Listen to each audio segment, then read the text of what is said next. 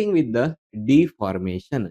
पहले किसी भी चीज का एक फॉर्म रहता है, वेदर दैट इज शेप, जिसको हम लोग बोलते हैं ना, एक शेप के फॉर्म में एक फॉर्म रहता है। लेकिन अगर उस फॉर्म को चेंज कर दिया गया, that will be called as the deformation. और हम लोग फार्मास्यूटिक्स में फिलहाल में डिस्कस करने वाले हैं regarding the deformation of a solid. So deformation means there will be a change in the shape or the size of material under the external force. Okay, मतलब अगर हम लोगों ने एक्सटर्नल फोर्स लगाया, तब कोई भी मटेरियल का शेप एंड साइज जो होता है वो चेंज हो जाएगा। That thing is called as deformation of the solid. और ये एक्सटर्नल फोर्स कौन सा हो सकता है? It can be the mechanical stress, heat, और इट कैन बी प्रेशर। मतलब जो एक्सटर्नल फैक्टर्स की वजह से शेप एंड साइज में जो चेंज होता है, that will be called as the deformation. And in solid that will be called as deformation of the solid. तो हम लोग फार्मास्यूटिकल्स में देखते हैं, ये जो डिफॉर्मेशन होता है वो क्रिटिकल रोल प्ले करता है कौन सी चीजों में? एक तो होता है हमारा प्रोसेसिंग ऑफ द पाउडर्स के प्रोसेसिंग में ये वर्क करता है।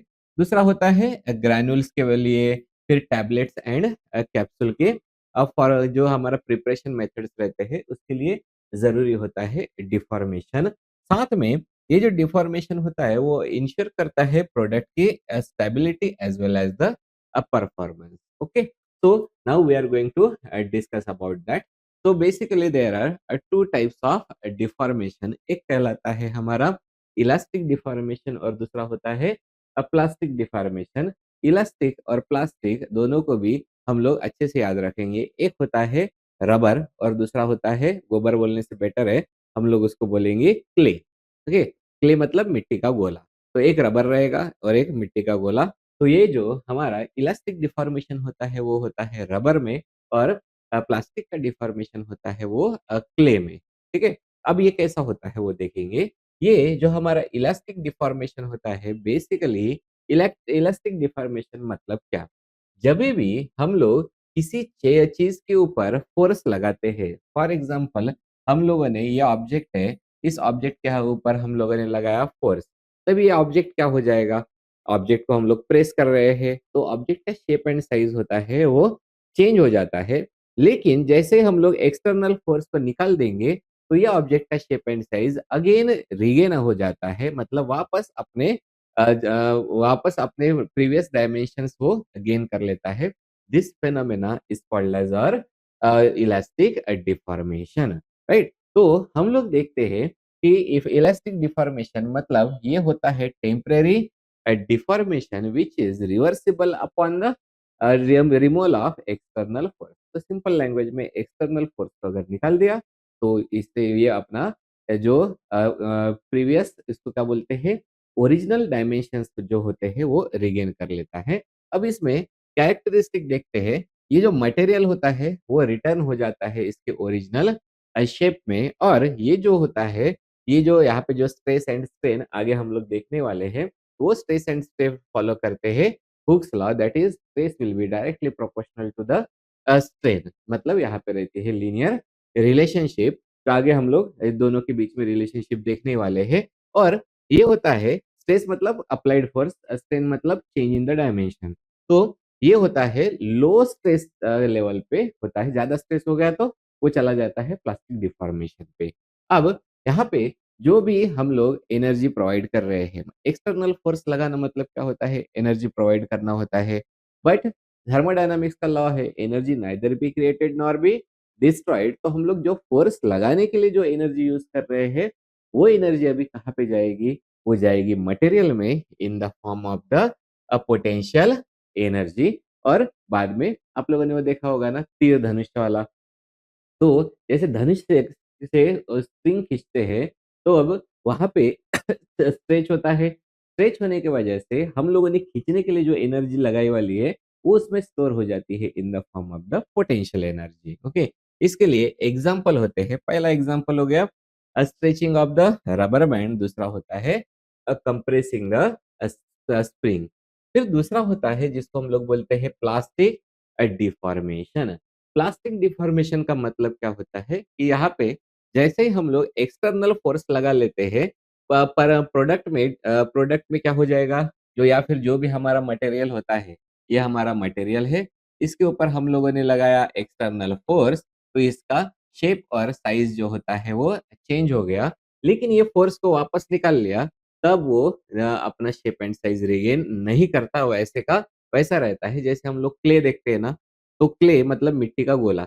मिट्टी के गोले के ऊपर हम लोगों ने सपोज़ फ़ोर्स लगाया, उसका शेप एंड साइज़ चेंज हो जाता है और फ़ोर्स निकाल दिया तो वो रिगेन नहीं होता, वो वैसा का वैसा ही रहता है। That phenomena is called as the plastic deformation. That means it is permanent deformation that persists or that remain even after the removing the force. Okay, तो ये होता है।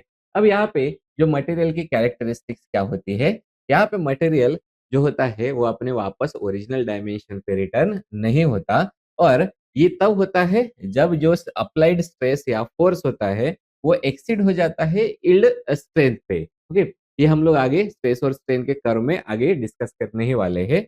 उसके बाद में हम लोग देखते हैं कि यहाँ पे ये जो होता है this involves the dislocation movement in the crystal lattice. Crystal lattice का मतलब क्या होता है? जो हमारे एटम्स में जो आयन्स होते हैं या फिर हम लोग जो जिनको बोलते हैं इलेक्ट्रॉन, जो हम लोग अरेंजमेंट होता है एटम्स का, वो अरेंजमेंट रहता है किसी मॉलिक्यूल में। जैसे आप लोगों ने रंगोली देखी वाली है ना, रंगोली में क्या किए रहते हैं, ऐसे पॉइंट पॉइंट डाले वाले रहते हैं। फिर अगर वही पॉइंट हम लोग अगर 3 डायमेंशन में कंसीडर करेंगे, तो that is the position of the atom और आयन्स और particles, that is called as the crystal lattice, right? तो यहाँ पे इन्वॉल्व होता है movement of the crystal lattice और इसमें जो एनर्जी होती है, अब energy neither be created nor be destroyed, तो फोर्स निकालने के बाद में वापस नहीं आता है। मतलब एनर्जी किसमें कन्वर्ट हो जाती है, वो डिसिपेट हो जाती है या in the form of the heat और यहाँ पे होता है परमानेंट स्ट्रक्चरल चेंज आ जाता है। इसके लिए क्लासिक एग्जांपल है bending of the paper clip. Paper clip को बेंड करना है, उसके बाद में stretching the piece of the clay, वही बताया था। क्ले को प्रेस करो या फिर खींच दो, वैसा का वैसा ही रहता है। तो ये हो गया regarding the elastic deformation and the plastic deformation. अब दोनों के बीच में अगर हम लोग कंपैरिजन देखेंगे, तो सबसे पहला एस्पेक्ट देखते हैं रिवर्सिबिलिटी। रिवर्सिबिलिटी किस में रहता है? इलास्टिक डिफॉर्मेशन में फुल्ली रिवर्सिबल होता है और प्लास्टिक डिफॉर्मेशन में इरिवर्सिबल चेंज होता है। फिर स्ट्रेस और स्ट्रेन का कर्व। इलास्टिक डिफॉर्मेशन के लिए ये जो कर्व होता है that is the linear curve होता है, क्योंकि यहाँ पे अप्लाई होता है Hooke's law and here there is the non linear curve. अगर एनर्जी के बारे में बात करेंगे, यहाँ पे जो एनर्जी होती है वो स्टोर होती है in the form of the potential energy और जो हमारा प्लास्टिक डिफॉर्मेशन होता है उसमें एनर्जी डिसिपेट हो जाती है। मतलब अभी एनर्जी यूटिलाइज हो गई in the form of the heat चली जाती है। अगर स्ट्रेन का मैग्नीट्यूड देखेंगे, तो यहाँ पे स्ट्रेन का मैग्नीट्यूड स्मॉल होता है, it is less than 1% change. Strain मतलब चेंज इन द डायमेंशन और यहाँ पे प्लास्टिक डिफॉर्मेशन में जो चेंज होता है वो ज्यादा होता है। और स्ट्रक्चरल चेंजेस देखेंगे तो इलास्टिक डिफॉर्मेशन में कोई भी परमानेंट स्ट्रक्चरल चेंज नहीं होता, लेकिन प्लास्टिक डिफॉर्मेशन में there is the permanent change और वो भी किसके वजह से? Because of the dislocation movement, मतलब जो क्रिस्टल लैटिस है उसमें चेंज हो जाना। उस और उसके एग्जांपल देखेंगे रबर बैंड और स्प्रिंग, यहाँ पे बेंट मेटल और द हमारा स्ट्रेच क्ले हो गया है। अब हम लोग देखते हैं ये जो डिफॉर्मेशन तो हो रहा है, लेकिन ये डिफॉर्मेशन का मैकेनिज्म्स क्या-क्या होते हैं, वो हम लोग देखेंगे। तो सबसे पहले हम लोग जाएँगे मैकेनिज्म ऑफ डिफॉर्मेशन में। सबसे पहला जो मैकेनिज्म होता है that is of the elastic deformation का जो मैकेनिज्म होता है। अब हम लोग बात करेंगे अगर इलास्टिक डिफॉर्मेशन के मैकेनिज्म को, तो सबसे पहला मैकेनिज्म होता है that is bond stretching and the compression. ठीक है? अब ये किस्सा क्या होता है देखते हैं कि यहाँ पे जो एटम्स होते हैं वो स्लाइटली डिस्प्लेस होते हैं फ्रॉम द इक्विलिब्रियम। हम लोग बात किसकी कर रहे हैं? इलास्टिक डिफॉर्मेशन की। तो यहाँ पे जो क्रिस्टल लैटिस में ये इस तरीके के जो हमारे एटम होते हैं वो फिलहाल में स्लाइटली क्या हो गए हैं या आपस में जो मतलब इनका अरेंजमेंट हो गए हैं, ये स्लाइटली डिस्प्लेस होते हैं उनके इक्विलिब्रियम से और ये जो उसके बाद में इनके बीच में जो इंटर एटॉमिक फोर्सेस होते हैं, वो बाद में रिगेन कर लेते हैं इसका original shape. That is called as the bond stretching and the compression. मतलब ये एटम को हम लोग अगर खींच लेंगे थोड़ा-सा, तो उसके बाद में इनके बीच में के जो इंटर एटॉमिक फोर्सेस है, वो वापस उनको अपनी जगह पे लेके आते हैं, या फिर हम लोग इनको थोड़ा-सा प्रेस कर देंगे, तभी भी जो एक्सटर्नल फोर्स निकालने के बाद में फिर से वो अपनी जगह पे वापस आ जाते हैं। That is called as bond का स्ट्रेच होना या फिर बॉन्ड का कंप्रेस होना। दूसरा होता है, this is called as the reversible lattice distortion. मतलब ये जो हमारा क्रिस्टल लैटिस होता है, क्रिस्टल लैटिस का मतलब क्या है? ये इस तरीके से आयन की, पार्टिकल की या फिर एटम की अरेंजमेंट होती है, जिसको हम लोग थ्री डायमेंशनल अरेंजमेंट भी देख दे सकते हैं। तो इधर भी इस तरीके से लगे वाले सामने-सामने, मतलब ये थ्री डायमेंशनल अरेंजमेंट हो गया।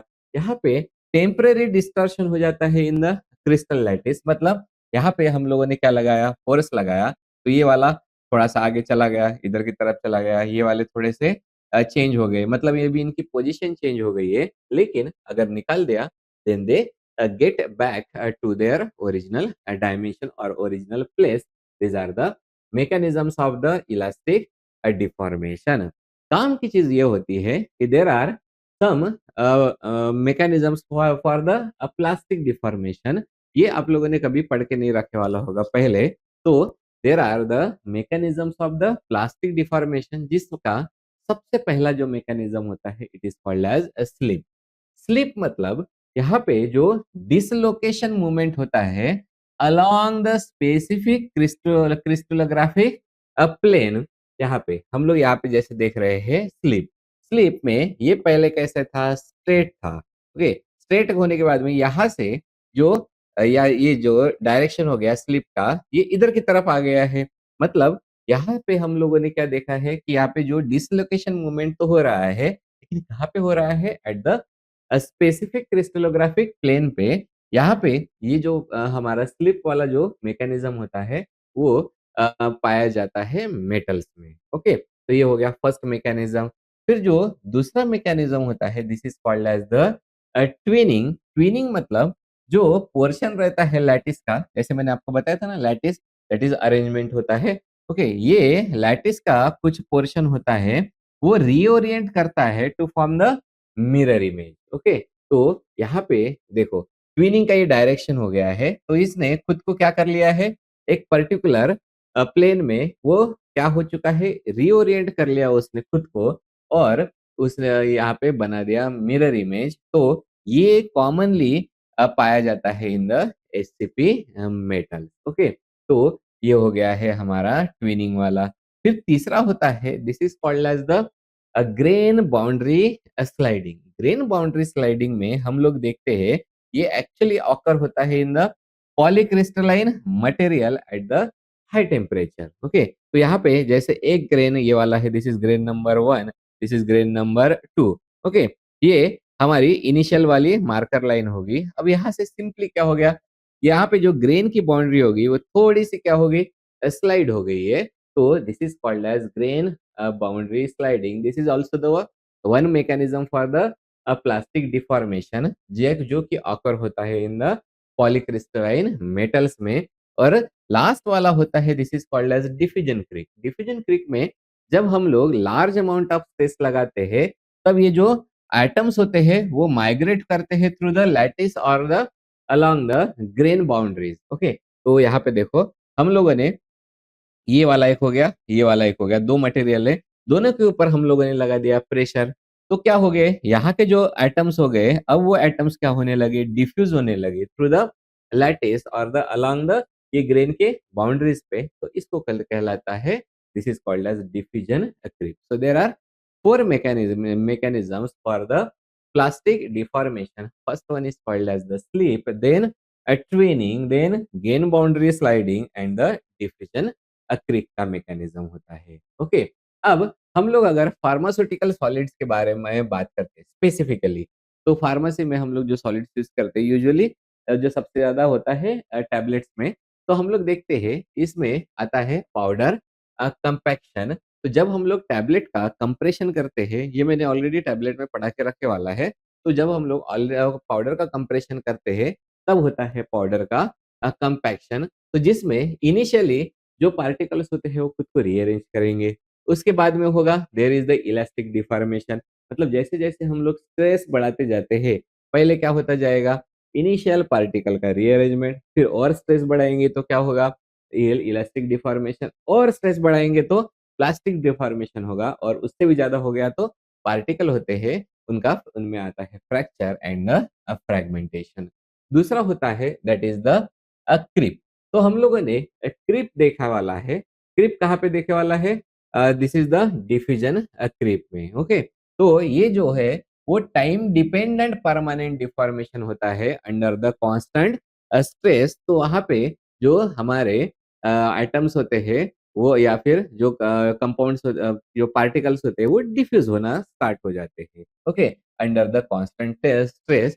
और ये इंपॉर्टेंट क्यों है? This is important in the sustained release tablet as well as the packaging materials के लिए इंपॉर्टेंट होता है। और तीसरा मैकेनिज्म या फिर तीसरा डिफॉर्मेशन होता है इन द फार्मास्यूटिकल सॉलिड्स में, that is the visco elasticity. Visco elasticity मतलब दोनों भी जो हमारे इलास्टिक और प्लास्टिक बिहेवियर होता है, दोनों को कंबाइन करना, उसको कहलाते हैं विस्को इलास्टिसिटी। और जो कि यूजुअली हम लोगों को पाया जाता है इन द पॉलीमेरिक एक्सिपिएंट्स या फिर टैबलेट के कोटिंग में हम लोग ऑब्जर्व करते हैं। तो that is the deformation in the pharmaceutical solid, okay. तो अभी हम लोग ने जो बात किया था ये पाउडर के कंपैक्शन की, तो ये पाउडर के कंपैक्शन में हम लोग देखते हैं यहाँ पे एक मैथमेटिकल फॉर्मूला यूज होता है।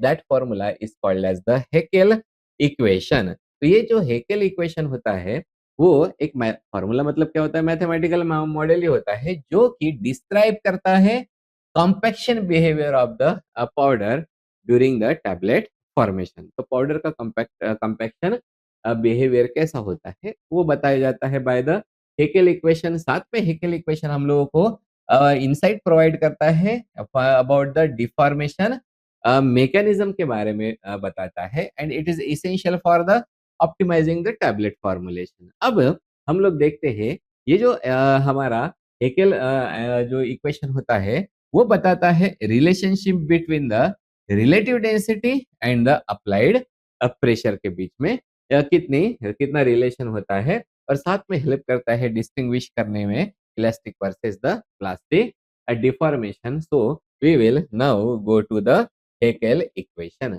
So Haeckel equation means this is the natural log of the 1 this is 1 upon 1 minus d, this is equal to k p plus a, okay. अब यहाँ पे ये जो इक्वेशन है यहाँ पे जो d होता है this is the relative density. Relative density का मीनिंग क्या होता है? Density of the compact divided by true density, that will be called as the relative density. P होता है अप्लाइड प्रेशर, K होता है this is the Heckel constant जो कि प्लास्टिसिटी का इंडिकेटर होता है, और ये जो A होता है this is the intercept, okay. तो ये इंटरसेप्ट कैसा आता है, क्या आता है, अभी हम लोग देखेंगे। और इसी को हम लोग लिख सकते हैं this is 1 upon E, where we can write it down as a E as a porosity, okay. तो ये कहलाता है हमारा हेकेल इक्वेशन। तो इतना अगर पार्ट नहीं मिल रहा तभी भी चल जाता है। This is the natural log, not the common log. Common log कैसा होता है? Log base 10। ये नेचुरल लॉग मतलब लॉग बेस ई, राइट। तो natural log of 1 upon 1 minus D is equal to KP plus A. ये हो गया हमारा हेकेल का इक्वेशन। तो अगर हम लोगों ने ये हेकेल के इक्वेशन को प्लॉट करना है तो हम लोग प्लॉट करते हैं by taking the natural log of, किसका लॉग था? 1 अपॉन 1 माइनस डी वर्सेस हम लोग क्या करेंगे, अप्लाइड प्रेशर के बीच में हम लोग ग्राफ प्लॉट कर लेते हैं। उसी को हम लोगों ने क्या बोला था? That is the natural log of the 1 by E. 1 by E मतलब ये कौन होता है हमारा? This is the natural log of 1 upon 1 minus D, ये रहेगा y एक्सिस पे, और अप्लाइड प्रेशर रहेगा that is in the x axis. तो यहाँ पे जैसे-जैसे हम लोग प्रेशर इंक्रीज करते जाते हैं, सबसे पहले स्टेप में क्या होते जा रहा है पाउडर का रीअरेंजमेंट होगा।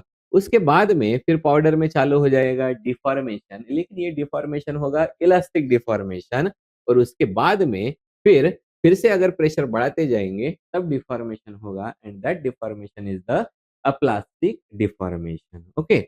और यही अभी हम लोग इसके बारे में डिस्कस करेंगे। तो इसमें 3 डिस्टिंक्ट रीजन्स है।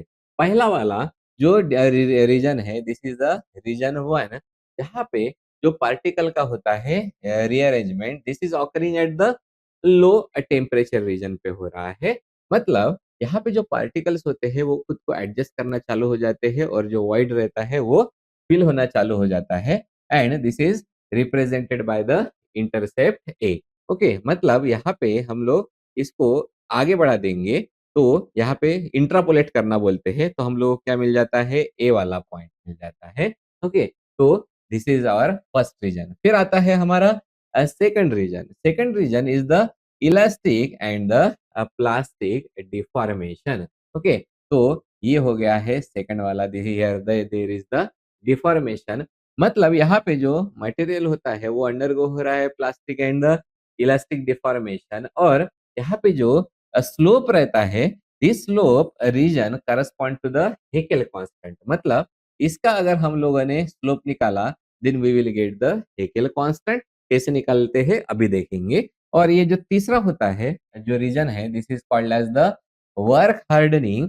यहाँ पे होते हैं फ्रेगमेंटेशन। मतलब अगर हम लोगों ने और भी प्रेशर बढ़ाते गए इसके ऊपर तब क्या हो रहा है पार्टिकल का होगा फ्रेगमेंटेशन, साथ में वर्क हार्डनिंग होगी और ये फिर डेविएट हो जाता है फ्रॉम द, ऐसा स्ट्रेट लाइन हो रहा था वो डेविएट हो गया that is from the linearity. Okay, अब हम लोगों ने हेकेल की इक्वेशन में कौन से की पैरामीटर्स है उनके बारे में बात करते हैं। पहला होता है के, that is called as Heckel constant.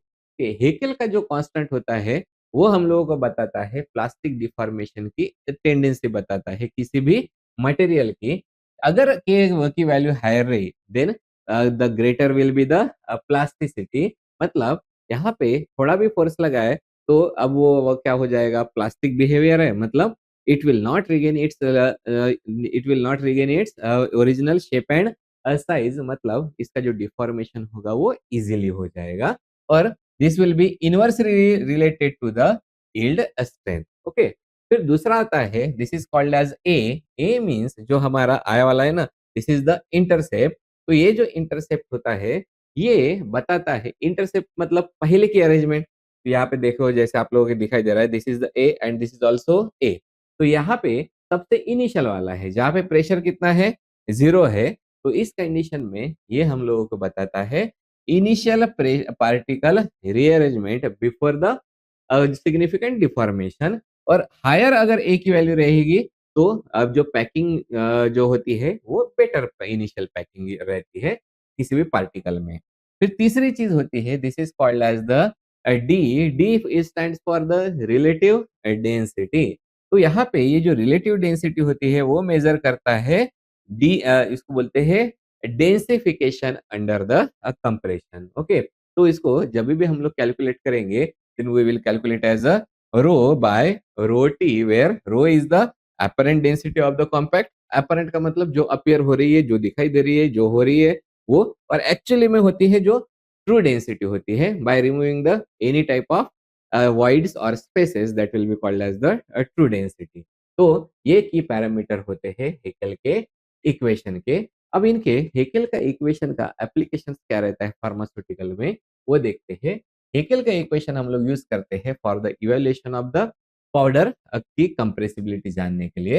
ये मतलब इसमें हम लोग असेस कर सकते हैं deformation behaviour of the excipient, साथ में ये डिटरमाइन करता है plasticity versus the brittleness of material को भी हम लोग डिटरमाइन कर सकते हैं। साथ में हेकेल के इक्वेशन से हम लोग ऑप्टिमाइज कर सकते हैं हमारे फॉर्मुलेशन को। मतलब हम लोग सिलेक्ट कर सकते हैं excipients with the suitable compaction properties और साथ में हम लोग प्रेडिक्ट कर सकते हैं जो ब्लेंड का मतलब हम एक दूसरे के साथ में सारे मिक्स करने के बाद में जो ब्लेंड बनता है उसका कॉम्पैक्शन बिहेवियर भी हम लोग डिटरमाइन कर सकते हैं।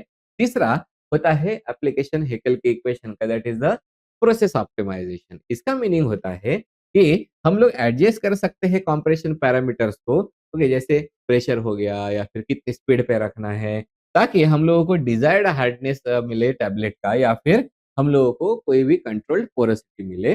और चौथा इसका यूज होता है इन द क्वालिटी कंट्रोल, क्योंकि ये इंश्योर करने में मदद करता है batch to batch consistency between the compaction behaviour में। Okay, so this is regarding the Heckel equation. अब हम लोग देखने वाले हैं हेकेल इक्वेशन में हम लोगों ने क्या देखा था? प्रेशर लगा रहे हैं, प्रेशर लगा रहे हैं मतलब क्या लगा रहे हैं? फोर्स लगा रहे हैं। फोर्स लगाने की वजह से क्या होता है? चेंज हो जाता है। और जो लगने वाला जो फोर्स होता है उसको बोलते हैं स्ट्रेस, और जो चेंज हो रहा है उसको हम लोग बोलते हैं स्ट्रेन। तो यहाँ पे जो स्ट्रेस और स्ट्रेन होता है, ये डिस्क्राइब करते हैं कि मटेरियल कैसे रिस्पॉन्ड करता है एक्सटर्नल फोर्सेस को। इसलिए हम लोगों को स्ट्रेस एंड स्ट्रेन के को पढ़ने के लिए जरूरत होती है, क्योंकि ये डिस्क्राइब करते हैं कि जो मटेरियल जो है वो रिस्पॉन्ड कैसे कर रहा है जब भी हम लोग उसके ऊपर एक्सटर्नल फोर्स अप्लाई करते हैं। और इसकी वजह से ये फिर क्रुशियल, दोनों भी क्रुशियल होते हैं understanding in the mechanical behaviour, material की डिजाइन, और जो फेल्योर का प्रेडिक्शन हो सकता है वो भी हम लोग कर सकते हैं। साथ में ये स्ट्रेस और ट्रेन स्ट्रेन को हम लोग अप्लाई कर सकते हैं स्ट्रक्चरल इंजीनियरिंग में, मटेरियल सिलेक्शन में, और साथ में क्वालिटी कंट्रोल में भी। ओके, अब हम लोग देखते हैं ये स्ट्रेस क्या होता है और स्ट्रेन क्या होता है, और कितने टाइप के स्ट्रेस और स्ट्रेन होते हैं, और आपस का उनका रिलेशन क्या होता है, और उसके रिलेशन की वजह से जो कॉन्स्टेंट्स आते हैं जिनको हम लोग मॉड्यूलस बोलते हैं, वो कौन से होते हैं। ओके, तो स्ट्रेस, तो सिंपल याद रखने का, स्ट्रेस मतलब फोर्स, और स्ट्रेन मतलब चेंज।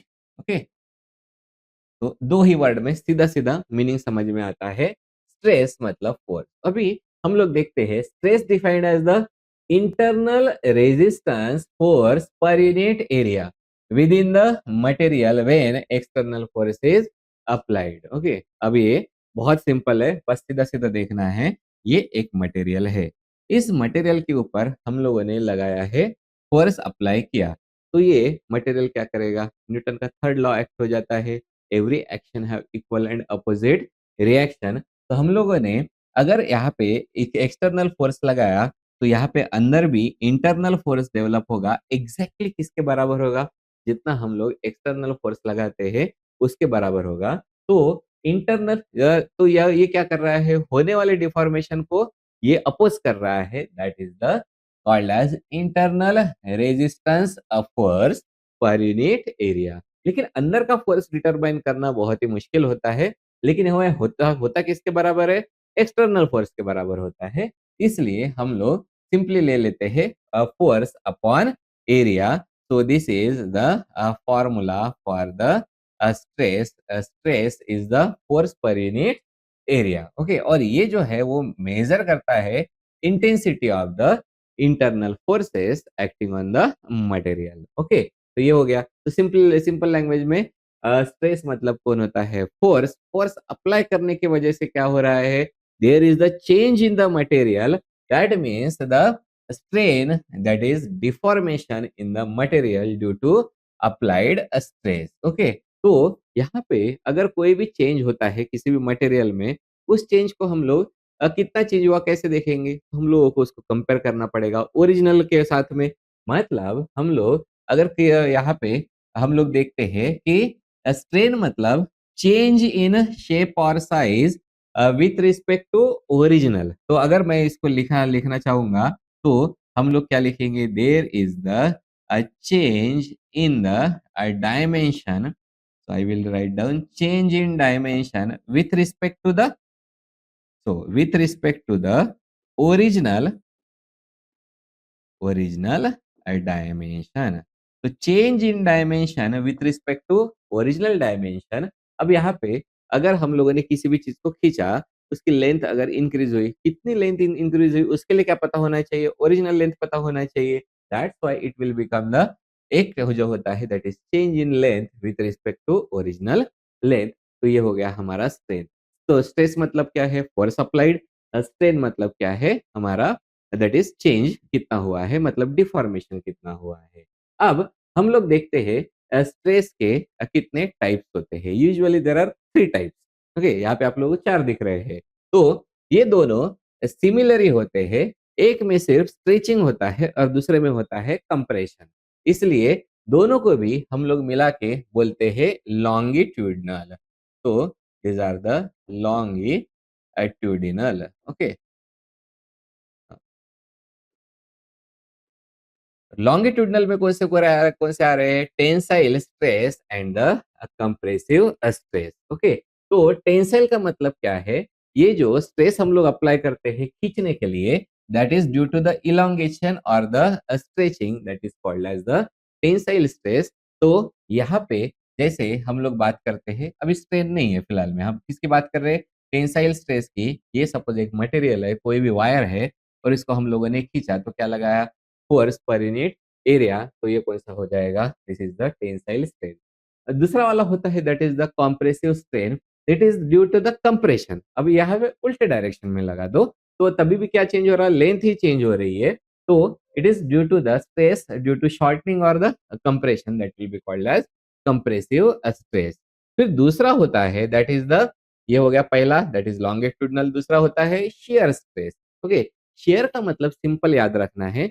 शियर मतलब जो फोर्स होता है वो टेंजेंशियल मतलब पैरेलल लाइन में लगता है और पैरेलल में लगने की वजह से ऑब्जेक्ट का जो शेप होता है वो चेंज हो रहा है। ओके, साइज चेंज नहीं हो रहा, क्या चेंज हो रहा है? शेप चेंज हो रहा है। तो यहाँ पे जो स्ट्रेस होता है वो एक्ट कर रहा है parallel to the surface of material, causing the layers to slide, और लेयर स्लाइड होने की वजह से जो यहाँ पे जो शेप जो होता है वो चेंज हो जाता है।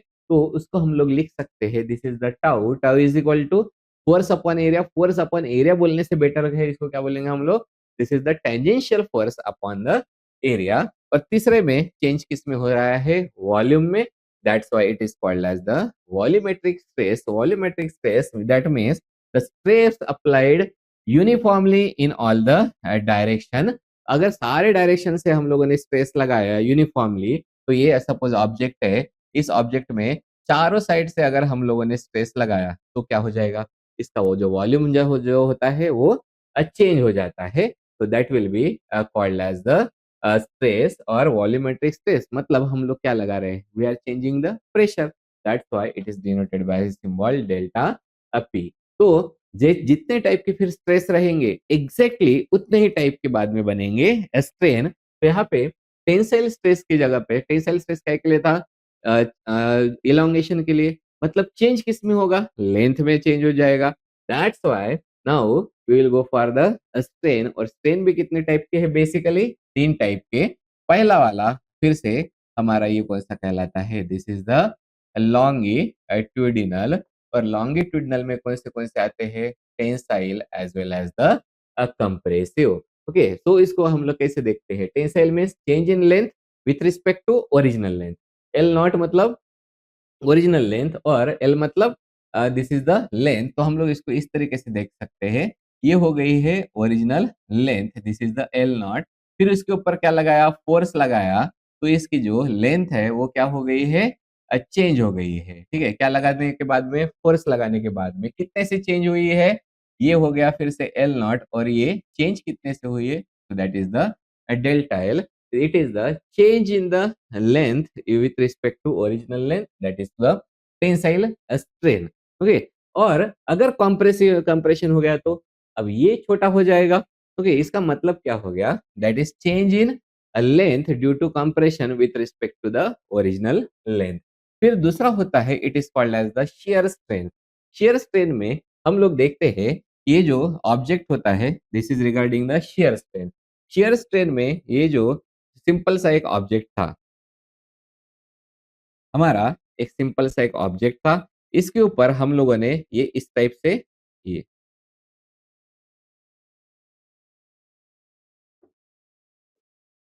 ये हो गया हमारा ऑब्जेक्ट। यहाँ पे पैरेलल में हम लोगों ने अप्लाई किया है फोर्स। ये फोर्स लगाने के बाद में ये जो लेयर्स है एक दूसरे के ऊपर क्या हो गई है?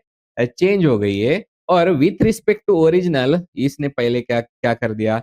देयर इज द चेंज हो गया है, and that is denoted by the angular deformation due to the shear stress, that will be called as our shear strain. ओके, और फिर तीसरा वाला होता है that is called as volumetric strain, that is change in volume with respect to original volume. Okay, तो this is called as the volumetric strain. ठीक है, तो ऐसे टोटल कितने हो गए हैं स्ट्रेस विच आर भी तीन टाइप के, longitudinal, shear and the volume. Longitudinal में दो, टेंसाइल एंड द कंप्रेसिव, फिर स्ट्रेस है, और चारों के चारों स्ट्रेन है.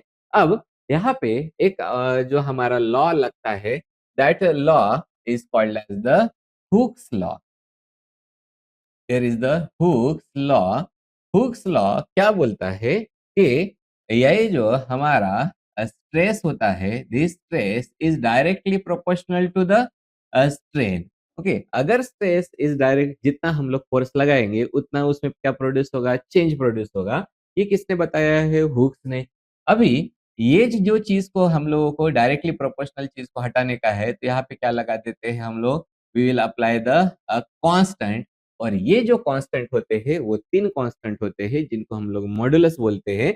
पहला होता है यंग्स मॉड्यूलस, दूसरा होता है बल्क मॉड्यूलस, और तीसरा होता है शेयर मॉड्यूलस और modulus of the rigidity.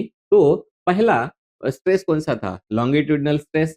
Longitudinal stress is, यहाँ पे हम लोग देखते हैं, अगर यहाँ पे हम लोगों ने इस तरीके से लिखना चालू कर दिया तो ये हो जाएगा, this is the longitudinal stress is directly proportional to longitudinal strain. और उसके लिए फिर हम लोग यहाँ पे ऐड कर देते हैं कांस्टेंट. यहाँ पे है कौन ना कांस्टेंट, और ये this is multiplied by the longitudinal, ये होता है हमारा स्ट्रेन. ओके, तो ये क्या बताता है, this is called as the, this constant is called as our Young's constant. और ये जो यंग्स कांस्टेंट होता है वो बताता है regarding the stiffness in the tension in the sorry stiffness in tension और द कंप्रेशन.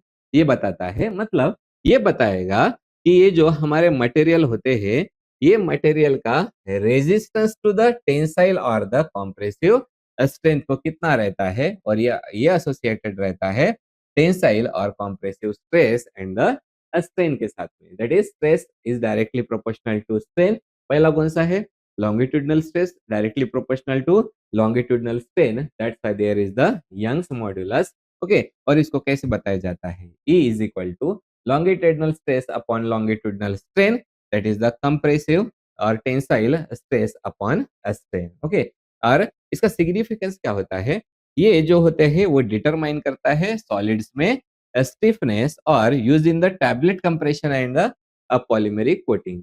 ओके, तो ये होता है हमारा यंग्स मॉड्यूलस. दूसरा होता है बल्क मॉड्यूलस. फिर से क्या लगाने वाले हैं हम लोग, stress is directly proportional to strain.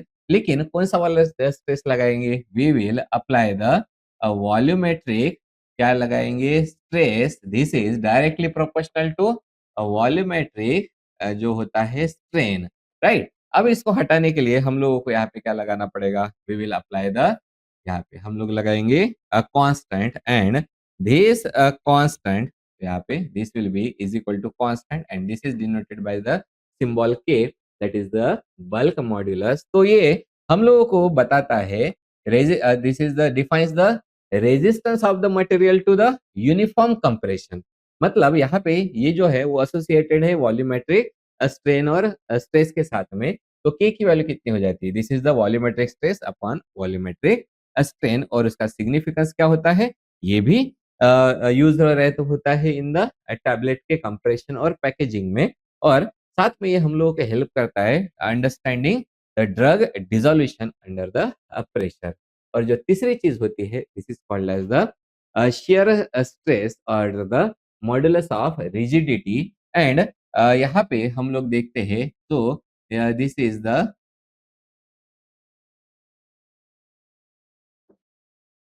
Here. तो यहाँ पे हम लोग देखते हैं फिर से, stress is directly proportional to strain as per the Hooke's law. तो यहाँ पे आएगा that is the shear stress, shear stress is directly proportional to a shear strain.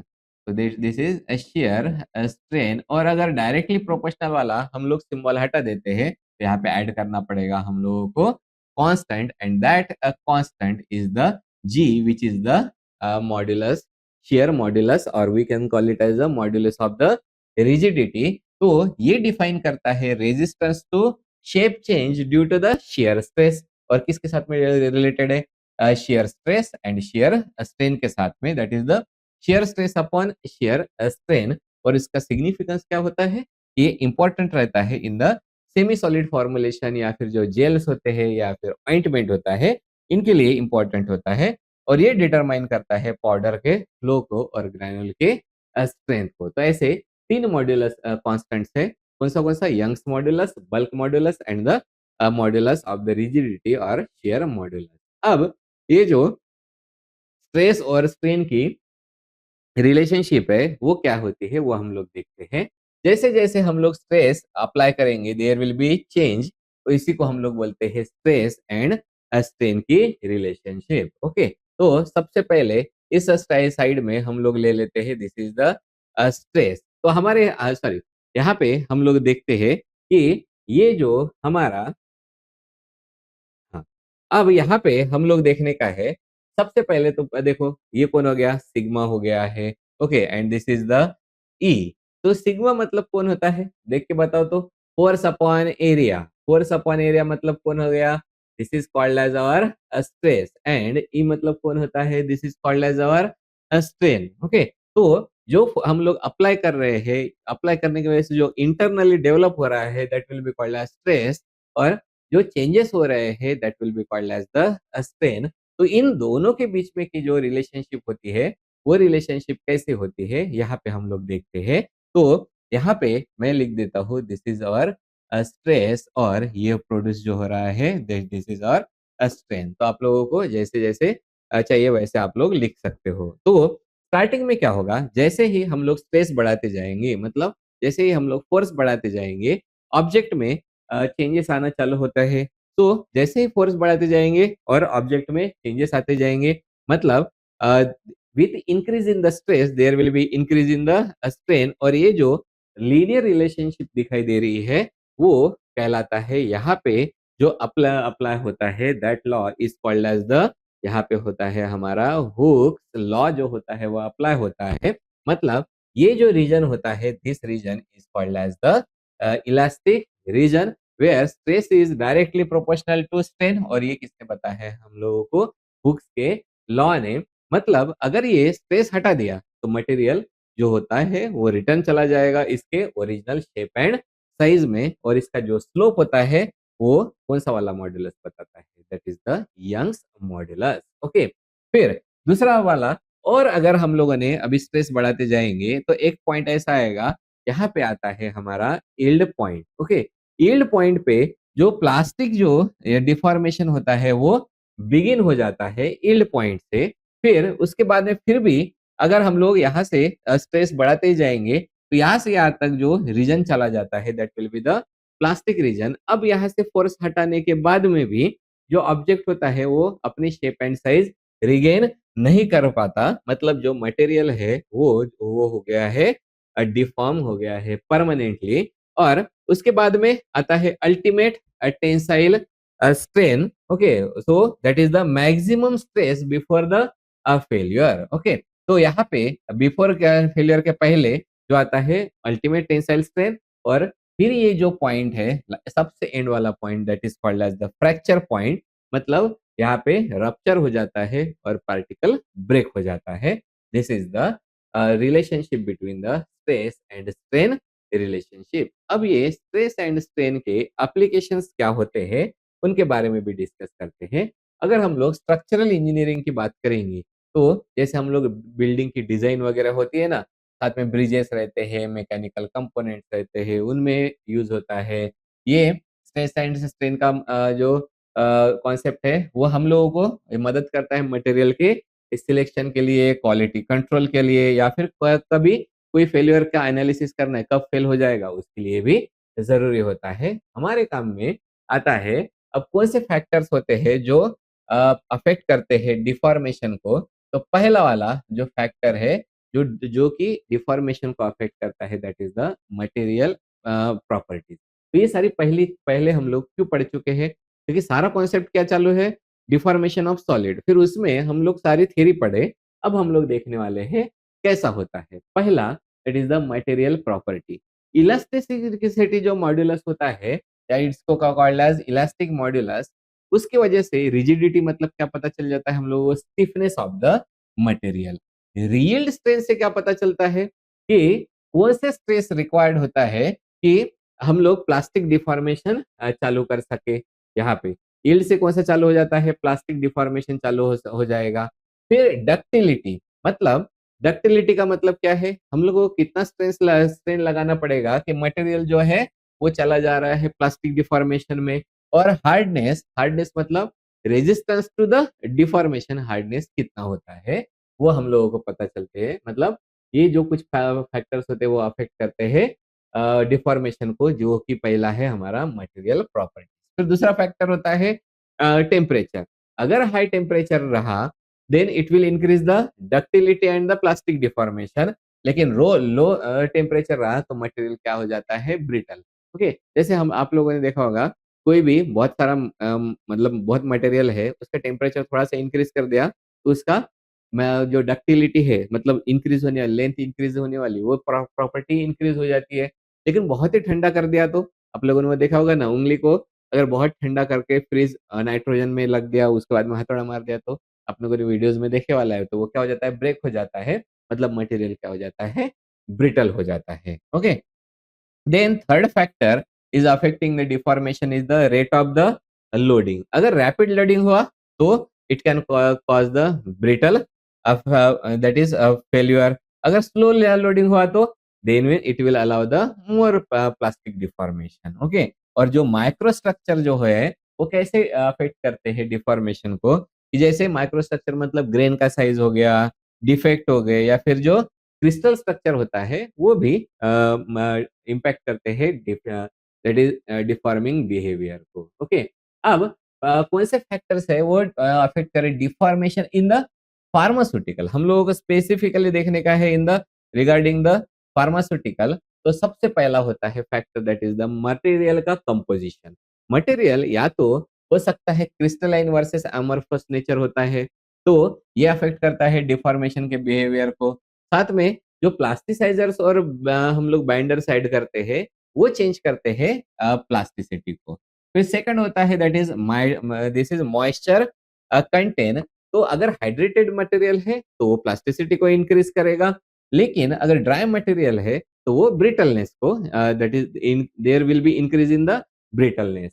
फिर तीसरा पैरामीटर है जो अफेक्ट करता है deformation in the pharmaceutical, that is the processing condition. पहला, अगर हम लोग कॉम्प्रेसिव फोर्स लेते हैं तो कॉम्प्रेसिव फोर्स जो होता है वो अफेक्ट करता है टैबलेट की डेंसिटी और इंटीग्रिटी को।